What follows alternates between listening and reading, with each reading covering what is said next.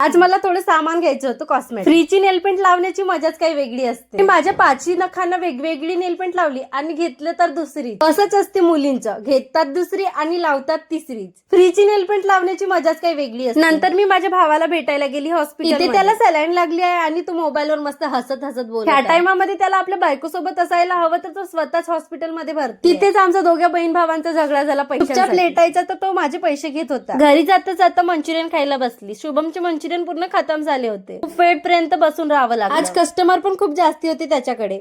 इकडे मंचुरियन खाऊन झाले आणि पाऊस पण आला. आम्ही इथे पाऊस निघाला आणि आम्ही घरी जायला निघालो. जाता जाता मी रस्त्यामध्ये एका घरचं फुल तोडून घेतलं. घरी आली, मला ड्रेस शिवायचं होतं तर कटिंग करायला बसली. पहिल्यांदा मी कटिंग करत आहे. मला सिलायचं काही येत, थोडंफार येते, ते ताईकडून शिकून घेतलं होतं. फक्त मला साधा ब्लाऊज येतो. माहित नाही हे ड्रेस मला जमणार की नाही, तर पण कटिंग आज करून घेतली. आमच्या भारती मॅडमला थोडंफार विचारली, ते सिलाई क्लास करत होती, तर ड्रेसची कटिंग केली आणि सर्व कापड बांधून ठेवली. नंतर लक्ष्मी आली तर तिला ॲलोवेरा तोडून दिलं. ॲलोवेरा इतका झाला की माझ्या तिथली झाडं तोडू तोडू फेकत राहते. चला तर मग भेटूया नेक्स्ट ब्लॉग मध्ये.